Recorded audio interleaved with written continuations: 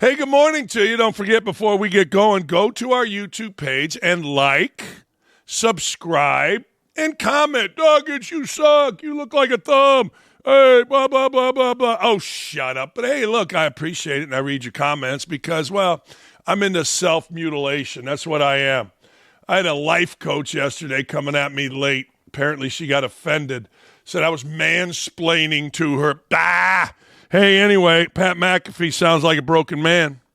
He does. The West Virginia Flash is all upset because Darian DeVries did what coaches have been doing at West Virginia for 100 years, not named Gail Catlett. Getting the hell out of there, or in Huggins' case, becoming, well, you know, the town drunk. One of the two, his alma mater, West Virginia, lost their basketball coach, Darian DeVries, and he lost it to Indiana. Oh, man. I got to tell you, there was a time that if John Beilein would have gotten the Indiana job from West Virginia after he replaced me in my 8 days at West Virginia, if he'd have gotten the Indiana job, I'd have jumped off a cliff. I would have. No, I don't really care. I just laugh at the idiots at West Virginia because, well, frankly, you can polish a turd, but it's still a turd. I did like Morgantown, though, in my 8 days there. I did not like the people I was going to work for. Nobody's going to own me, so I got the hell out of there. And 23 years later, now this happened in 2003. I had some old lady last night and a bunch of West Virginia fans crushing me, killing me on Twitter. So I had to fire back, my normal fire. Look, hope whatever's bothering you gets better. What are you going to do? But anyway, West Virginia are a, well, vindictive lot. They're an angry lot. They shouldn't be. You should use West Virginia as a stepping stone to Indiana. I mean, let's go. And the AD there, some guy named Ren Baker is all upset. We're a better program in the last 25 years than Indiana. That may be so, but you're still West Virginia. I mean, what are we're going to go into haulers? Shut up. Here's Pat McAfee. He says Indiana tampered, which they 1,000% did. Let's not BS. Indiana got rid of Woodson after the Illinois debacle. And of course they tampered. A good AD does tamper. What are you talking about? Here's McAfee. And obviously him saying that it was going to take something special for him to leave Drake to go to West Virginia and his opening press conference and talk about building something special and all that type of stuff, and then leaving after 1 year, especially with what just happened by the NCAA to the West Virginia basketball team and how West Virginia people are feeling to begin with. Not very well received in the state of West Virginia, and Governor Morrissey's thinking about suing, sure. And maybe Indiana for a little tampering because there was a Twitter account on March 12th, 2025, IU anonymous Twitter account that says IU's already got a deal done with their next coach. Media follow-up tweet, it's DeVries. Media follow-up, he's already in transfer portal. Now, that could be all bullshit. That could be somebody just taking a shot in the dark. But there were stories and agendas being pushed last night from the West Virginia people that are making this guy an enemy. Okay, this DeVries guy is an enemy in West Virginia. With that being said, this guy's a really good ball coach, which is why everybody in West Virginia is so mad. The West Virginia basketball situation has been a revolving door, So to even be in a position to potentially get screwed in the biggest snub in the history of the tournament, I think West Virginia people are like, this is going in the right direction with the right guy. So the reason why they hate him so bad is because of how good of a coach this guy is. And, the more you think about it, especially with his boy coming down here, still has a year eligibility, didn't play a lot this year. Hold on. People are talking about that. That's a lot. interesting. He's a player. That kid is a damn good player. And you think about the way he coaches, the way he operates, the way he talks. It's like, I think Indiana fans are really going to like this guy. Of course. I just text McAfee. Of course Indiana tampered with DeVries. It started early and often, mostly after IU got its ass kicked by Illinois a couple months ago. Good. About damn time Indiana join the 21st century. Tamper your ass up. There are no rules in NCAA basketball anymore. I've always said this. If I'm the athletic director, and I did this as a head coach, if I'm the athletic director, my top drawer is filled on the right with candidates for my basketball job once or if my basketball coach acts like a dumbass and I got to fire him. All right? Of course. Top left drawer, because I'm left-handed and it's more important, is my football candidates. I got a whole list of football candidates that I want to get a hold of. Once my football coach acts like a jackass, and I got to show him the door. Understand this. understand that guys at Indiana, the coaches at Indiana, it always ends badly. Every coach since a guy named Branch McCracken in the 30s. Understand this. It always ends badly for the guy leaving a program. Beeline left the program at West Virginia, and he left it. If anybody ever left a program in far better shape than where they got it, it was John Beeline. But West Virginia went and hired that dirtbag Huggins. And Beeline, I'm sitting there watching whoever the guy was with the Red Sox who had the gyro ball. You know, I don't know, he was a Japanese kid. I'm watching him pitch against the Yankees, minding my own business, laying on my couch. Phone rings, don't know the number, pick it up, West Virginia number, it's Beeline. Hey, Dan. Yeah, hey, Coach, what's going on? Congrats, you got the Michigan job. Those dirtbag mother blankers, ba, ba, ba, ba, ba, ba, ba. You know what I mean? Those dirtbag. I go, what's the problem? He goes, they told you and me to clean this place up, blah, blah, blah, and they go and hire the biggest dirtbag in college basketball. You know what I mean? Yeah, that's right. That's right. You know, the biggest dirtbag in college basketball, he won some games, and then he proved himself to be a dirtbag. Nonviolent crime division. But that's West Virginia. So Beeline's out. They hate him. Oh, I'm out. They hate me.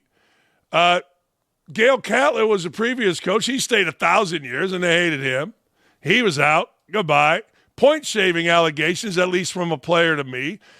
Giving grades, at least from a player to me. All this stuff, Beeline, they cleaned it up in the 10 days from me leaving to hiring Beeline. They hire Beeline. They go back to a dirtbag. Then they go, the dirtbag gets drunk, doesn't know where he's at. Next thing you know, they hire his assistant. You got a mess. DeVries comes in. Hey, cleans it up all right. Gets them to the point where they maybe could have, should have made the NCAA tournament. And next thing you know, boom. He up and leaves. You got to leave. Although I will say, West Virginia is a pretty nice place to live. Really nice place to live, actually. There's a lake there. I don't know if it's called Wren Lake. I don't know what the hell it's called. But the bottom line is, yeah, you know what? It's pretty good. And Beeline enjoyed it. You should enjoy it. I always love the people of West Virginia, except for that president. Oh, man. Anyway, so yes. McAfee says he's a great effing coach, great dude too. West Virginia folks don't think that right now. But when I met him at Rich Rod's podcast or presser, he was a human. Yeah, that's all I've asked for. You know, that's all I've asked for. Just be a human being. There's Pat. He's right. Don't you love this show? I mean, it's a combination of Dakich and McAfee. You know, just give me a guy at Indiana that's a human being that can coach. Give me a guy that is a human being, and that's all I want. It ain't asking much. I don't need some sociopath running around where, wow, we got to count his steps. You know what I mean? That's it. I don't need that. I don't need Archie Miller, a little scrappy. I don't need Mike Woodson telling us, well, you know, I'm doing you a favor by being here. What? It's Indiana. It's $6 million. The dude did not even move. Did not even move to Bloomington. Had an apartment. What are we doing? So now Indiana's got a coach, and McAfee's right. You know what? Coach your ass off.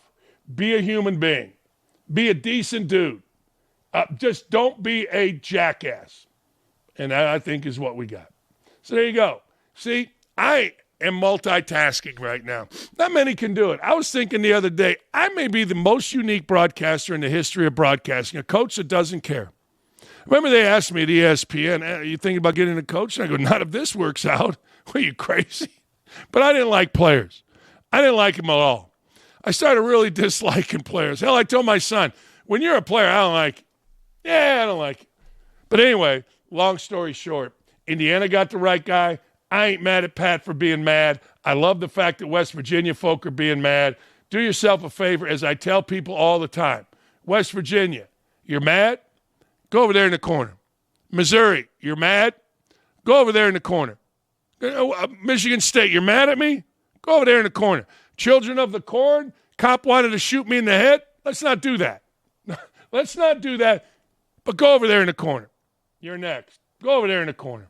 Hey, oh, brother, a woke all-star, a legend, Elle Duncan. I don't know why anybody cares about what anything Elle Duncan says. I mean, what's her credentials? She is a woman of color in a market that hires women of color over talent.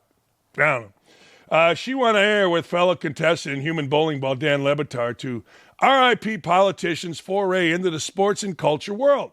Starting in part, it's fucking annoying when politicians act like they care about sports. Really? How do you know they don't? Like, I'll tell you this. When I became the coach at West Virginia, governor called.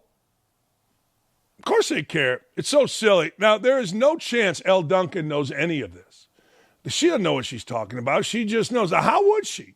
She's never been in sports. She's never done anything but use whatever her ethnicity is, and I'm sure she's a chameleon. You want me to be a Latina? I'm a Latina. You want me to be black? I'm black. You want me to be white? I'm white. I love when politicians try to cosplay. Where do we get these words? As irrational, angry fans? Oh, they all are. Hell, I mean, has she ever been on a team playing when the governor's on it? They know more about the team than anybody. How many West Virginia in terms of public school rankings? Because I think they're like 35th in the United States. Where's your outrage for that? So, wait a second. This idiot, Elle Duncan, doesn't think that a grown-ass man can have a 10-minute press conference ripping on the NCAA for not picking their state school in and go back to trying to fix his education problem? I mean, she's that stupid? The answer is, of course. Well, it's not stupid. It's inexperience. See, people like Elle Duncan have no idea what they're talking about because they've never done anything. I mean, what have you done? Well, I won a beauty pageant, and then at my school, I was in charge of the media, and then I sent out a tape, and I got hired, and then ESPN was looking to hire, women of color, and that's how I got here. There's your life story. You had no idea. So you're telling me that you can't work on your state's education system and have a 5-minute press conference, a 10-minute press conference about the state's basketball team? Where's your outrage for literally anything else that's happened in our country right now? But this is your sticking point? You're pissed about this? Sure. It's his state. How don't you understand that? Now, I would say this. I would love the same energy from people, including Elle Duncan, for all the corruption that the Biden crime family perpetrated on the United States. I mean, instead of bitching, whining, and moaning, I'd like that. Fat Dan Le Batard, all right, whenever politicians do that, it's so effing annoying because you don't care. How do you know? I would tell you this.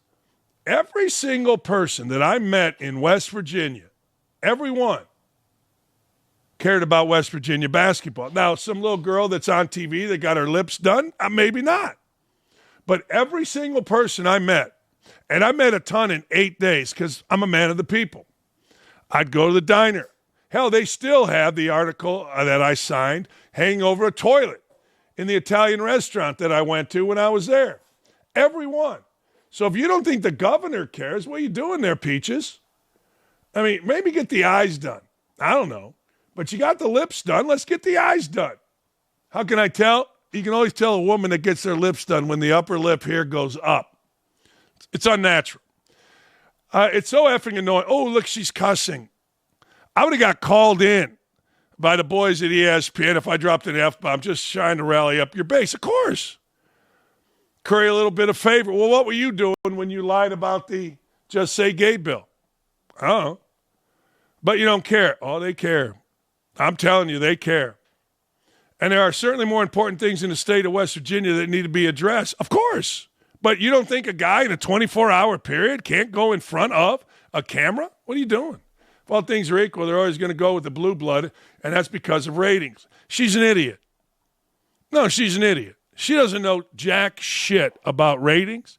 She doesn't know jack shit about politics. She doesn't know jack shit about sports. The only thing that Elle Duncan knows jack shit about is to play identity politics, race stuff. That's it. If she didn't have that, if she didn't hang the race card over the old boys club in Building 4 at ESPN, her sorry, dumb, unattractive ass would be out of there in 5 minutes. But she does. There's never been anything that she has said that has been legit. Never. Never. She's a liar, and that's why she's one of our woke all-stars. But what a bunch of bullshit if you think about it. So you're telling me the governor of a state isn't allowed to take 10 minutes out of his day, 10 minutes, and talk about the team that everybody in the state loves. Yeah, Botox. Speaking of Dan Le Batard, the gasbag ridiculously claimed the future of sports doesn't require fans to be in attendance. Huh? Has this gasbag ever experienced a crowd at a national championship game, Super Bowl, conference tournament? Le Batard argues that TV ratings are a better indicator of a league's health and that paying fans are now considered obsolete. All right. Fans play a massive role. Like, again, here's Le Batard. How does he know anything? Like, look, he's 375 pounds. He's a fat mouth, hasn't moved out of his chair, never played a sport. I know he's going to go to the whole victim thing, blah, blah, blah, blah, blah. But just because you say it and you want to sound smart saying it, it's really funny to me. I will keep saying to you guys that the future of sports doesn't require fans to be in attendance. Doesn't even require fans to be watching on television. It's just all programming. And the television screamers need the program. Sports is one of the few places where people turn in at the appointed time. Like, there's so few right now. What are they? I don't even know what he's talking about. Look, here's the deal. ESPN just gave up a blank ton of programming. ESPN gave up an entire summer's worth of programming, Major League Baseball, after this season. They do need programming. You're right. You do. And you can throw up all the cornhole you want or all the WNBA, because that'll go sideways in a minute. But the truth of the matter is, if you think there's going to be no fans, you might be right, but it ain't going to be in my lifetime, and I got 20 more years left. I'll bet you on that. Fat Dan talks, Fat Dan acts a certain way, but Fat Dan, like Elle Duncan, doesn't know jack shit. A month after President Trump signed an executive order banning biological males from competing in women's sports. This is such a great show, isn't it? I mean, let's take a moment and appreciate this show. I love this show. I love coming down here every morning and entertaining you all. Trump signed an executive order banning biological males for competing in women's sports. His administration has reportedly, I love this, paused federal funding to the University of Pennsylvania due to its inclusion of transgender athletes in women's sports. Good. I mean, here's the deal. Remember when Kamala Harris and Joe Biden famously said, don't? And they did. And Joe Biden and Kamala Harris famously didn't do anything about it.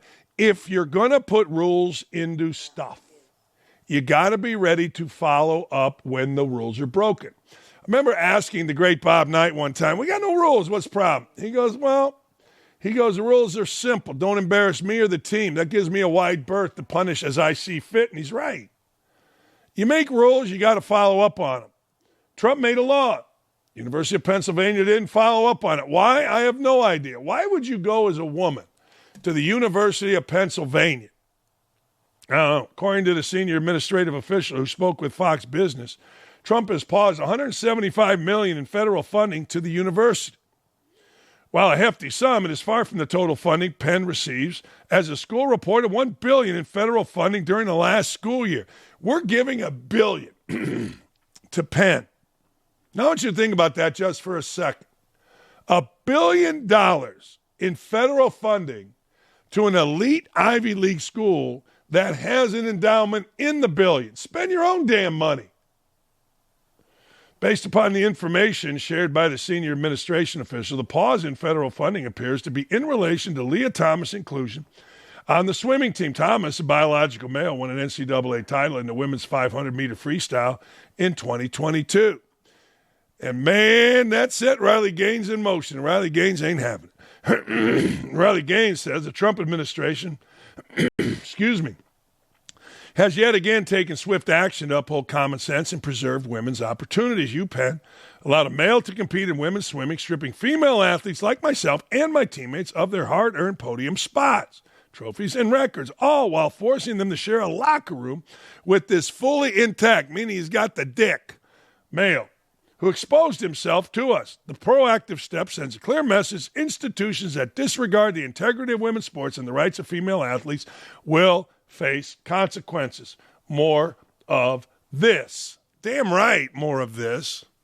Hell yes, more of this. How could you possibly sit there? Like, I understand you got your liberal crazy, but how could you possibly, as an administrator, the administrator, what do you got, chancellor, president, whatever you got, head of the board of trustees, whatever you got, how could you possibly say it's okay for a dude to walk around a women's locker room with his pee-pee out at the NCAA swim meet? How could you possibly do that if you're an NCAA executive? How could you allow that? I don't know, man. Hey, I guess I'm the sick one.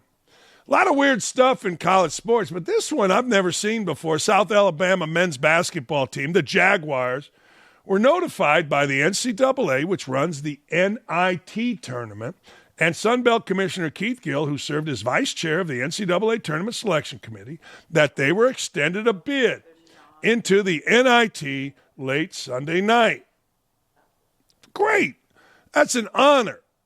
Coached in two of them. Loved it. Would have rather been in the NCAA, but hey, what are you going to do? After doing so, head coach Richie Riley announced that the invitation was rescinded, calling the move an absolute joke. Here's Coach Riley.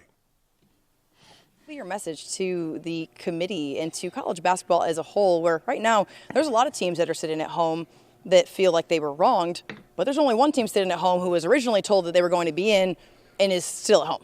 Yeah, there's no doubt. Ours is different. When you just don't get in, you don't get in. Yep. You know, whether it's wrong, right, or indifferent. You know, I felt like we should have been in again on our own merit, and so does West Virginia, and so does a lot of teams across the country when it comes to the field of 68. But to be told that you're in with 100% certainty, and then to tell your team that is a totally different conversation. And I told them when all this went down and they rescinded it, like, you guys can't fully understand the pain of telling your dudes this, especially the guys that I have. Yep. You just can't. And I also told the coaches in our league, I talked to them, yesterday, all of them, and I said, I hope this doesn't happen to any of you guys ever, because it's miserable. And my message would be, it just can't happen. Yep. It's one thing to be getting left out because they looked at some metric versus another metric or favored a team over another team.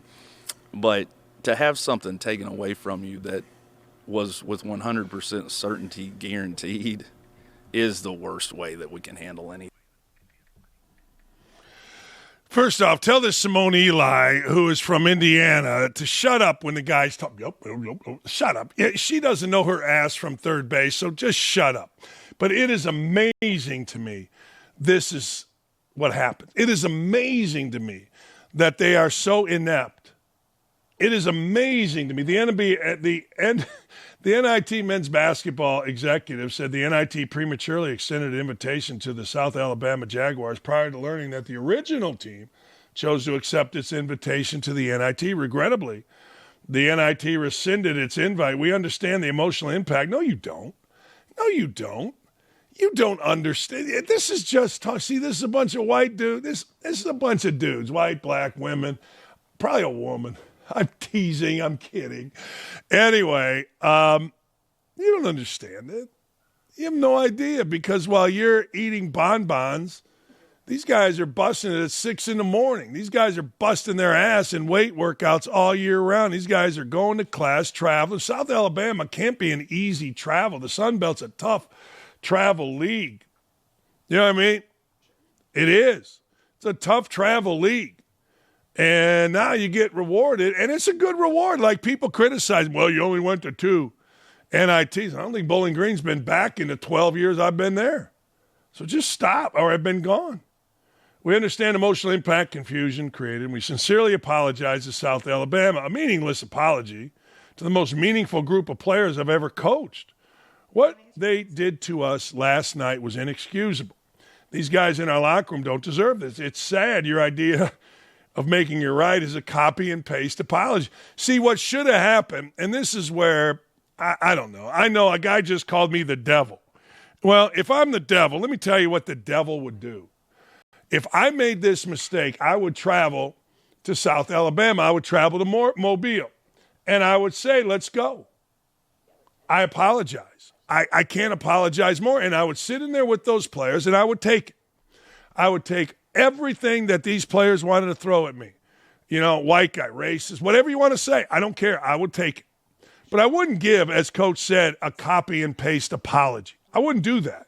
That's chicken shit. But as we've seen out of most dudes my age, most are chicken shit.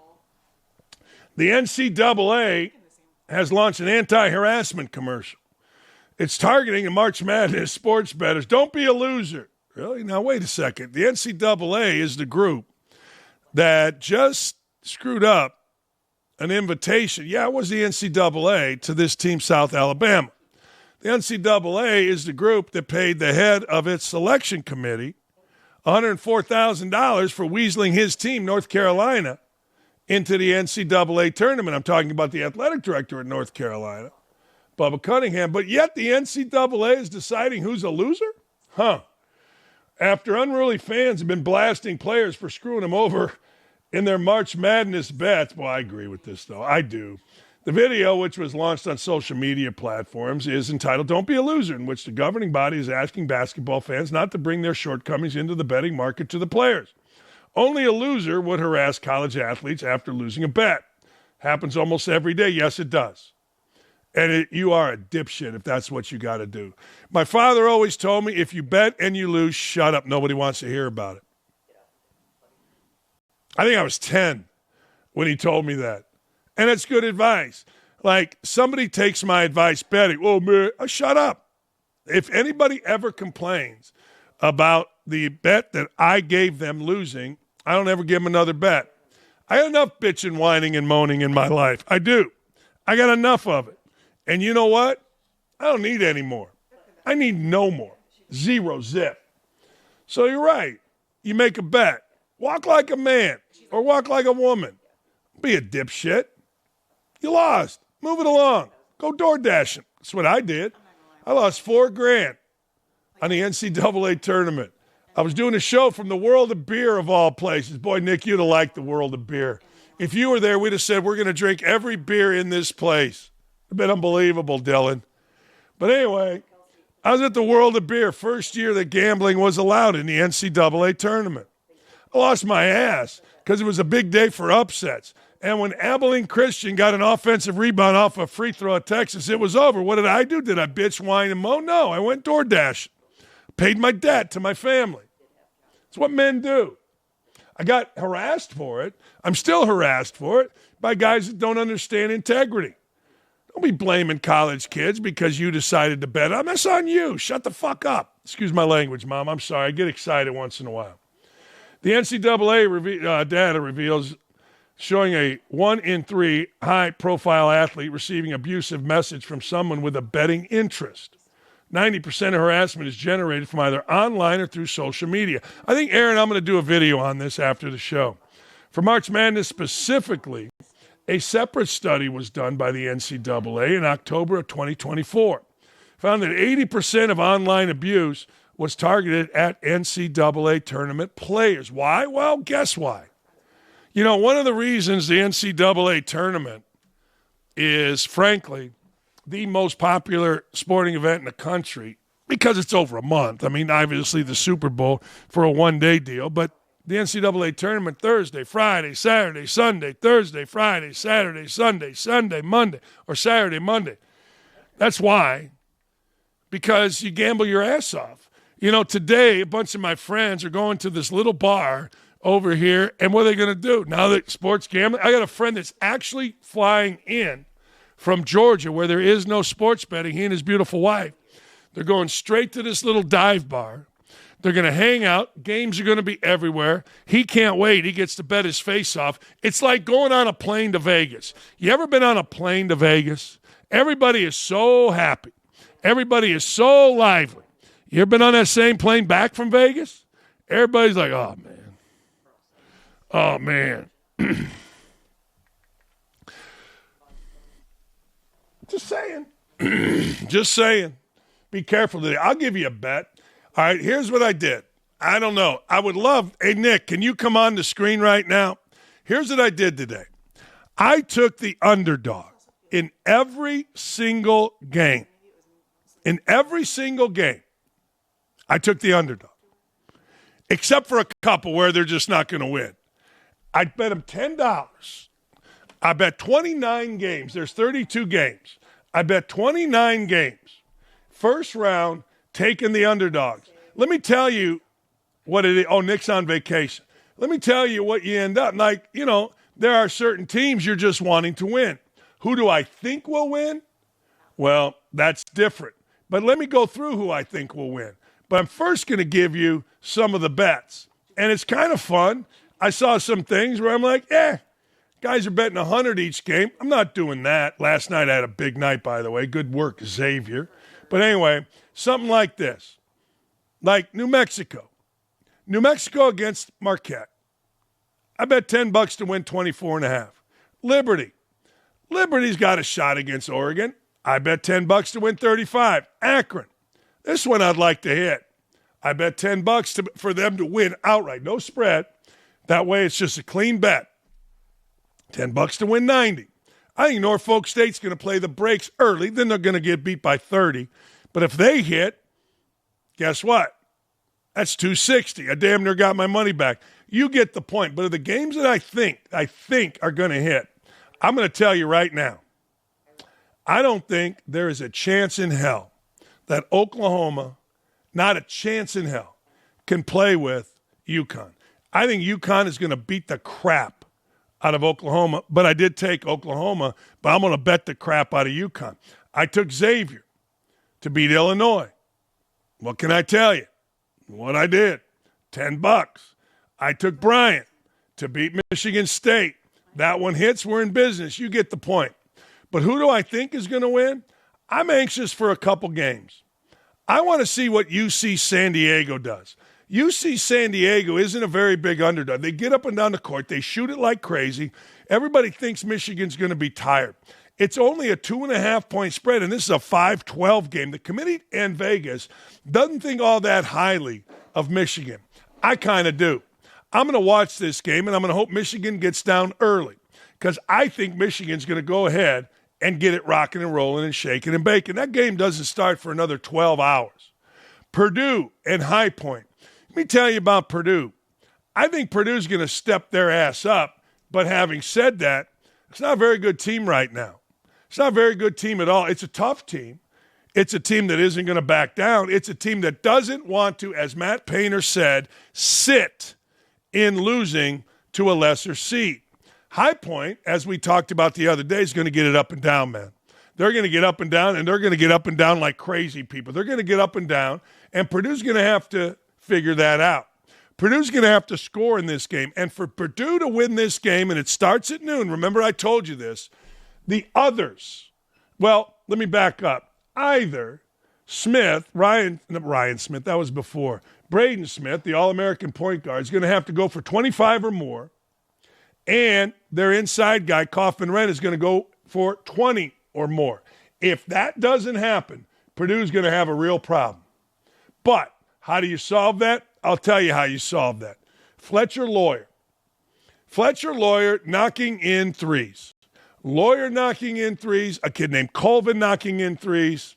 Then you got a real shot to win and cover 7.5. But if it doesn't happen, one of the disappointing things about Purdue is that Purdue, the other guys, the Coxes of the world, the Colvins of the world, the Heidis of the world haven't improved. Remember Heidi, the white dude that dunked it from his ass last year? He hadn't done squat. He hadn't done nothing this year. And I'm disappointed in that. Well, I did more than you, Doc. Well, I played 40 years ago. The other game I'm looking at is Drake. A lot of people feel, and me included, that Drake is a good bet today. Here's my only problem with Drake. Missouri's uber athletic and long, man. And length matters in this game. I'll tell you why. Drake is not long. Now, if Drake could spin guys around and get them turning and all that kind of stuff, Drake's going to have a real shot. But when you're long, I can play defense off of you and use my length, which means I can take away your shot and I could stay off the ball enough that I can keep you in front. And one of the things Drake relies on, and watch this in this game, Drake relies on being able to make the defense, I'm going to say this slow, guard the ball handler with two guys. What does that mean? I'm guarding you. You beat me or you get me going on a side. The man over here has to come and help. Maybe it's just a step. Maybe it's a lean. But he's off balance. Drake is really good at kicking the ball as you are coming towards me. Not after you're already here. It's a big difference. Kick it. There's your shooter. That's how Drake gets you. Or if you kick it and that guy's not the shooter, he immediately drives it. This guy's trying to recover, can't. Now the guy in the corner's open because the guy in the corner's guy had to help.